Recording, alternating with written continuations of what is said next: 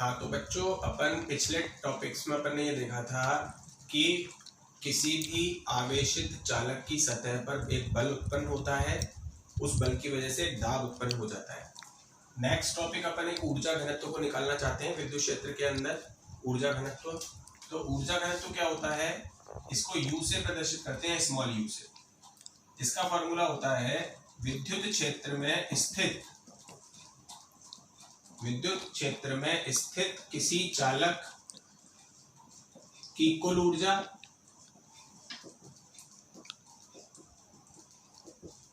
Upon उस चालक का कुल आयतन।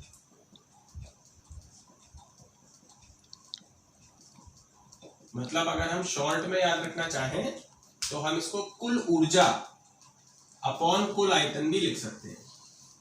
कुल ऊर्जा अपॉन कुल आयतन भी इसको लिखा जा सकता है।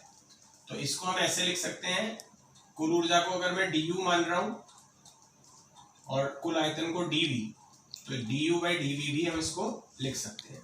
ठीक है, ऊर्जा अपॉन आयतन, ये होता है ऊर्जा घनत्व।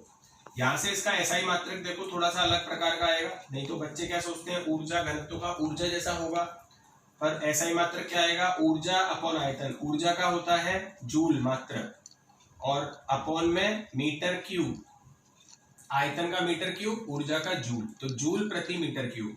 विमीय सूत्र अगर हम इसका देखें तो विमीय सूत्र में जूल मतलब कि ऊर्जा का होता है m1L2T-2, कार्य के जैसा, और मीटर क्यूब का L3, तो इसका विमीय सूत्र होगा m1L-1T-2। तो ये ध्यान रखना, ये इसकी परिभाषा है कि किसी भी चालक की कुल ऊर्जा अपॉन उसके कुल आयतन का अनुपात, ये कहलाता है ऊर्जा घनत्व। du/dv से इसको शो कर सकते हैं, और SI मात्रक जूल प्रति मीटर क्यूब होता है। जूल का विमीय सूत्र m1L2T-2, मीटर क्यूब का L3, तो m1L-1T-2 इसका विमीय सूत्र हो जाता है। तो ऊर्जा घनत्व क्या होता है ये तो हमने समझ लिया, du/dv। अब हम बात करेंगे कि इसका सूत्र कैसे निकाला जाए। ऊर्जा घनत्व का सूत्र, ठीक है। अब सुनो ध्यान से, ये एक आवेशित चालक बना रहा हूं मैं, ठीक है। इस पर आवेश दे दिया मैंने, तो जैसे ही बच्चों इसको आवेश दिया, इसकी त्रिज्या मैं मान लेता हूं स्मॉल r। मैंने जैसे ही इस आवेश दिया इस चालक पर, हमने पढ़ा था पिछले टॉपिक में, इस पे दाब लगने लगा बाहर की तरफ। ये देखो बाहर की तरफ क्या अनुभव करने लग गया, ये दाब, इस प्रकार।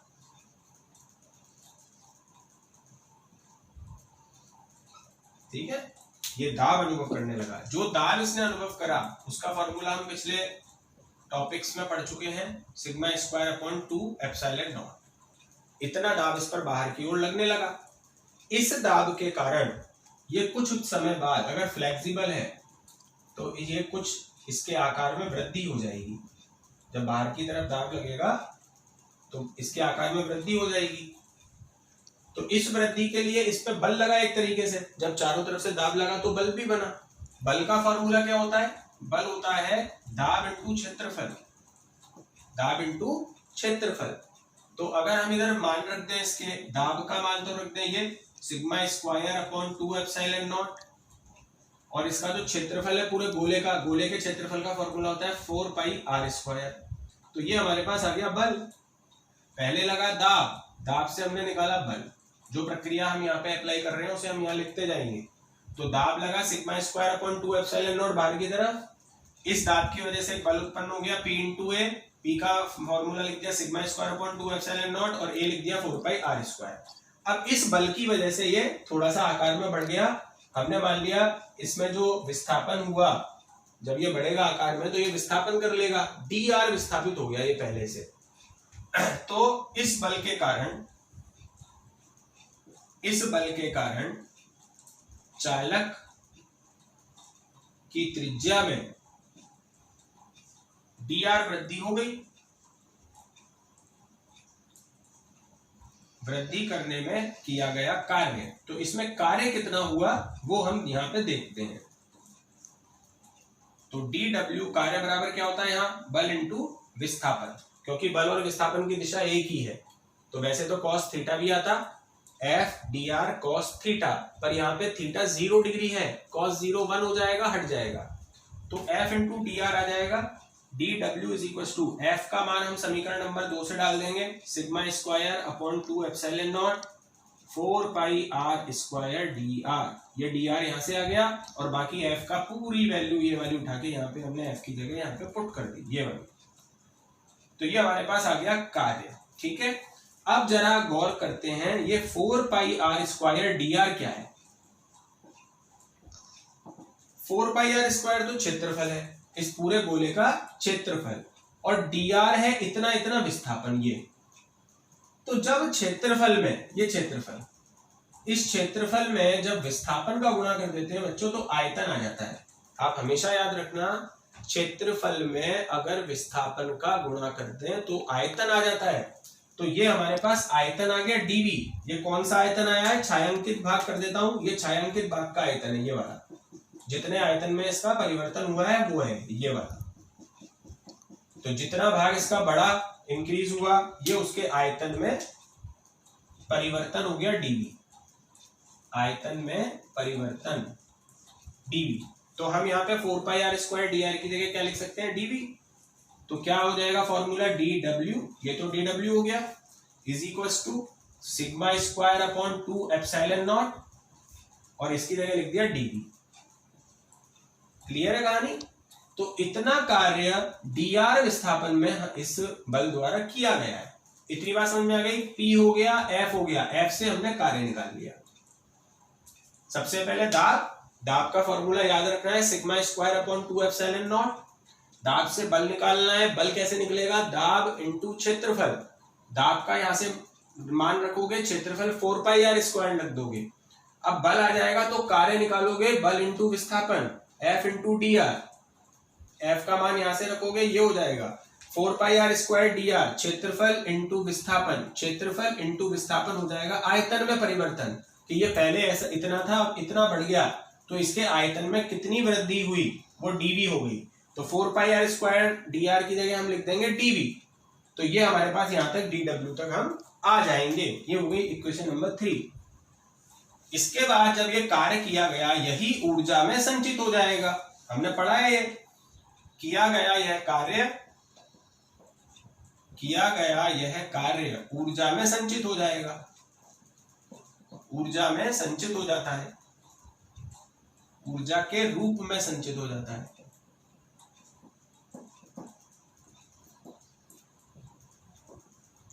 अतः जो ऊर्जा यहां संचित हुई है, du मान लो उसको, बड़ा U, वो dw के बराबर होगी। dw किसके बराबर हो गया? du के। तो du का भी वही का वही value, sigma square upon 2 epsilon not dv। अब हम इस dv आयतन को इस du के अपॉन में लगा देंगे, du अपॉन dv, ऊर्जा बटे आयतन कितना हो गया? Sigma square 2 epsilon upon 2 epsilon not. अब यही ऊर्जा, कुल ऊर्जा अपॉन कुल आयतन, यही क्या होता है? यही होता है ऊर्जा घनत्व। तो इसे हम ऊर्जा घनत्व, इस वैल्यू को हम ऊर्जा घनत्व लिख सकते हैं। अतः ऊर्जा घनत्व स्मॉल u बराबर sigma square upon 2 epsilon naught, और इसको हमने पिछले टॉपिक में चेंज भी किया था, 1/2 एप्सिलॉन नॉट e स्क्वायर। तो हमें ये दोनों फॉर्मूले पिछले टॉपिक के जैसे ही मिले। पिछले टॉपिक में हमने दाब निकाला था, दाब के भी 2 फॉर्मूले हमें मिलते हैं, और इसी प्रकार हमें ऊर्जा घनत्व के भी सेम ये के यही फॉर्मूले मिलते हैं। आप देखो, ऊर्जा घनत्व और दाब का विमीय सूत्र भी समान होता है, तो इसलिए इनके फॉर्मूले भी बराबर हैं एक जैसे। तो आप दाब का भी डेरिवेशन, ये अच्छा है, दाब का डेरिवेशन करोगे तो भी यही फॉर्मूला आना चाहिए, और ऊर्जा घनत्व का डेरिवेशन करोगे तो भी यही फॉर्मूला आना चाहिए। क्लियर है कहानी? dw को किसके इक्वल कर दिया हमने? du के, क्योंकि कार्य ही ऊर्जा में संचित हो जाता है। अब du के अपॉन में क्या लिया है? dv। तो ये कुल ऊर्जा अपॉन कुल आयतन, और कुल ऊर्जा अपॉन कुल आयतन ही क्या होता है?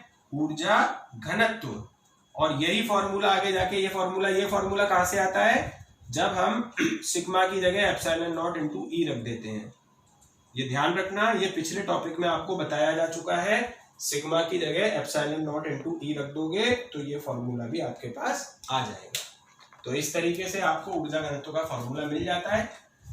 अच्छा टॉपिक है, आपको ये समझना है अच्छी तरीके से, 1-2 बार देखना इस वीडियो को तो सब समझ में आ जाएगा। यहाँ पर हम आएंगे दाब, दाब से बल, बल से कार्य, कार्य को ऊर्जा के बराबर कर दो, फिर आप ऊर्जा में आयतन का भाग लगा दो, यही आपका ऊर्जा घनत्व तो हो जाएगा। इसको आप लिख लेना, इसको लिख लोगे तो आपको पता रहेगा कि किस क्रम से हमें इस डेरिवेशन को करना है। इधर जूम करके एक बार देख लो और इसको पॉज करके इस चीज को लिख लेना।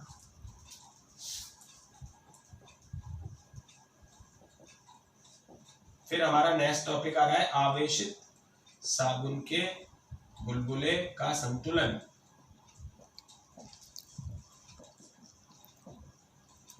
एक ये लास्ट टॉपिक है इस चैप्टर का, आवेशित साबुन के बुलबुले का संतुलन।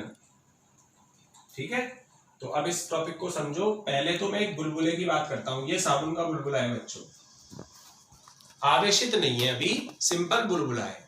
तो 11th क्लास में, यहां हम 11th क्लास की बात कर रहे हैं, हमने पढ़ा था कि अंदर की ओर एक दाब आधिक्य कार्य करता है। सिंपल सा पृष्ठ तनाव वाले चैप्टर में पढ़ा था हमने, जिसका फॉर्मूला होता है 4T/R। आप चाहो तो 11 के रजिस्टर में देख सकते हो, पृष्ठ तनाव वाला चैप्टर निकालना, केशिकात्व तो पृष्ठ तनाव वाला, बर्नौली प्रमेय वाला, उसके अंदर 4T/R दाब आपको मिल जाएगा जो बुलबुले में अंदर की ओर लगता है। ठीक है, अब क्या हुआ, अब हमने इसको आवेश दिया। अभी तो इस पर आवेश नहीं था, अब हमने इसको दिया आवेश, आवेशित कर दिया इसको। तो आवेशित करने पर बच्चों ये बल तो लग ही रहा है अंदर की साइड, 4T/R ये तो लग ही रहा है, लेकिन साथ ही साथ अब आवेशित बुलबुले पर आपको पता है बाहर की ओर भी एक बल कार्य करने लगता है। ये दाब था ना, जैसे यहाँ पे भी दाब लगता है, σ²/2 एप्सिलॉन नॉट लगता है। जैसे ही आप आवेशित करोगे बुलबुले को, बाहर की ओर क्या लगेगा, σ²/2 एप्सिलॉन नॉट। ये हो गया 12th क्लास का। तो एक दाब तो आपने 11th क्लास में पढ़ा 4T/R, एक आपने 12th में पढ़ा अभी कि बाहर की ओर लगता है σ²/2 एप्सिलॉन नॉट। अब बच्चों अगर हम देखें कि परिणामी दाब कितना लग रहा है, तो परिणामी दाब निकालने के लिए हम 4T/R में से माइनस कर देते हैं σ²/2 एप्सिलॉन नॉट। ऐसा इसलिए करते हैं क्योंकि ये जो अंदर वाला दाब है ना, ये हमेशा बड़ा होता है किससे, σ²/2 एप्सिलॉन नॉट से। ये कभी भी बड़ा नहीं हो सकता इस वाले दाब से, अंदर वाले दाब से ये दाब कभी भी बड़ा नहीं हो सकता। अगर ये बड़ा होना चाहेगा तो बुलबुला फूट जाएगा। तो अगर ये दाब कभी बड़ा हुआ तो बुलबुला का अस्तित्व ही खत्म हो जाएगा। बुलबुला अगर है तो इसका मतलब ये दाब इससे बड़ा है या ज्यादा से ज्यादा इसके बराबर हो सकता है, पर ये वाला अंदर वाला दाब कभी भी बाहर वाले दाब से कम नहीं हो सकता। अगर ऐसा होता है तो बुलबुला पहले ही फट जाता है, ऐसा होने से पहले ही फट जाएगा बुलबुला। तो ये हमारे पास एक परिणामी दाब का फॉर्मूला इस चित्र के अकॉर्डिंग, एक दाब अंदर लग रहा था, एक दाब बाहर लग रहा था, तो परिणामी दाब हो गया 4T/R माइनस σ²/2 एप्सिलॉन नॉट। अब परिणामी दाब आ जाने के बाद अब हमने क्या करा बच्चों, हमने इसके आवेश में वृद्धि की। इस पर जो हमने आवेश दे रखा है ना, इस आवेश को बढ़ाया। अगर हम आवेश को बढ़ाएंगे तो सिग्मा भी बढ़ेगा, क्योंकि सिग्मा क्या होता है, Q/S आवेश बटा क्षेत्रफल। तो सिग्मा, जब आवेश बढ़ाओगे सिग्मा भी बढ़ेगा, सिग्मा बढ़ा, और सिग्मा बढ़ेगा तो ये दाब भी बढ़ेगा, σ²/2 एप्सिलॉन नॉट ये भी बढ़ेगा। यानी कि जैसे जैसे आप इसको आवेश देते जा रहे हो, ये वाले दाब में वृद्धि होती जा रही है।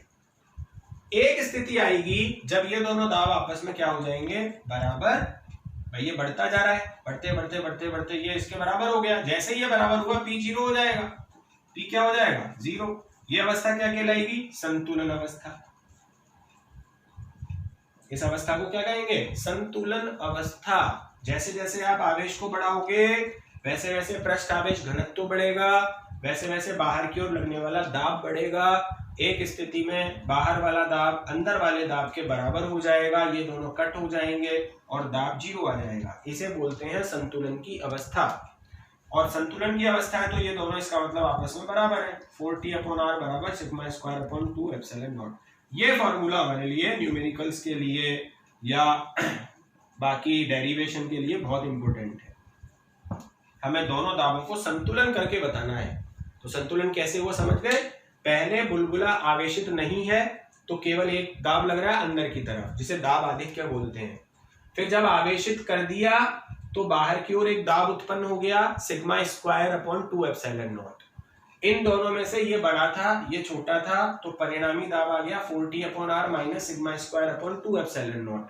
अब हमने इस पर आवेश के मान में और वृद्धि की तो इसका सिग्मा में वृद्धि हुई, क्योंकि सिग्मा होता है आवेश बटा क्षेत्रफल। आवेश बढ़ाओगे सिग्मा भी बढ़ेगा, सिग्मा बढ़ा तो दाब बढ़ा बाहर वाला, ये बढ़ बढ़ के इसके बराबर हो गया तो दाब 0 हो गया परिणामी।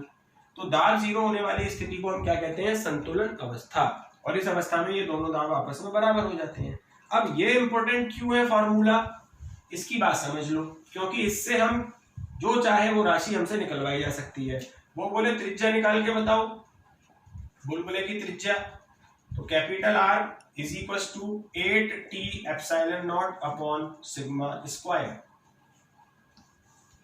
तो अगर आपसे वो बोलता है कि त्रिज्या निकालो तो ये त्रिज्या का फॉर्मूला आ जाएगा डायरेक्ट। ये देखो त्रिज्या का फॉर्मूला आ गया सेकंड, ये फर्स्ट है, तो R हो गया 8t epsilon naught upon sigma square. आपसे बोल सकता है पृष्ठ आवेश घनत्व निकालो, पृष्ठ आवेश घनत्व सिग्मा निकालो, तो यहां से सिग्मा निकालो, सिग्मा स्क्वायर बराबर यार नीचे आ जाएगा 8t epsilon naught upon r, और स्क्वायर ये हटाओगे तो सिग्मा बराबर root of 8t epsilon naught upon r। ये आ गया पृष्ठ तनाव का फॉर्मूला, ये निकलवाया जा सकता है। आपसे बोल सकता है आवेश फाइंड करो, इस पर आवेश कितना था, संतुलन की अवस्था जब आई थी तो आवेश कितना था, तो आवेश निकालोगे आप Q बराबर सिग्मा इंटू एस। सिग्मा बराबर Q बटा एस होता है आवेश बटा क्षेत्रफल, तो Q कितना होगा सिग्मा इंटू एस। तो Q बराबर सिग्मा का मान उठा के ये रखोगे root of 8t epsilon naught upon r, और s क्षेत्रफल, इसका क्षेत्रफल हो जाएगा 4 पाई r स्क्वायर। यहां हमने त्रिज्या को बड़ा r लिया है। अब हम क्या करेंगे कि इसको तो लिख देंगे 2√2, 8 को क्या लिख दिया 2√2, और t epsilon naught upon r, और इस r स्क्वायर को भी अंदर ले लेंगे r4। r स्क्वायर को रूट के अंदर लोगे तो r4 हो जाएगा ये, क्योंकि r4 का जब रूट करोगे तो r स्क्वायर ही आएगा, और 4 पाई अलग से लिख देंगे। तो इसको थोड़ा सा हम सेट करके बता रहे हैं कि ये क्या आएगा लास्ट में। इतना क्लियर है? 8 को हमने लिख दिया 2√2, ये रूट में 2t epsilon naught upon r, और r स्क्वायर को भी रूट के अंदर ले लिया है ताकि हम काट सकें r से। बाहर होता है और ये अंदर होता तो कटता नहीं, तो इसलिए r स्क्वायर को भी अंदर बुला लिया और इसकी पावर को डबल कर दिया r4, और 4 पाई को बाहर ही रहने दिया। अब हमारे पास ओवरऑल रिजल्ट क्या आता है, ये 4 पाई और 2 ये तो रूट से बाहर है, 4 पाई और 2 रूट से बाहर है, तो 8 पाई हो गया, रूट 2 आ जाएगा रूट में, t आ जाएगा, एप्सिलॉन नॉट आ जाएगा, और r से ये कट होके r क्यूब आ जाएगा। तो ये हमारे पास आवेश का फॉर्मूला आ जाएगा, ये थर्ड और ये फोर्थ। ठीक है, आप इसको 2-3 बार अच्छी तरह देख लो। अगर डाउट हो तो उसी वीडियो को वहीं से दोबारा लगा के देखा करो कि सर ने किस तरीके से समझाया। कोई भी डाउट आए आप कमेंट करके पूछ सकते हो, या आप चाहो तो ग्रुप में पूछ सकते हो, जैसे भी चाहो आप पूछ सकते हो।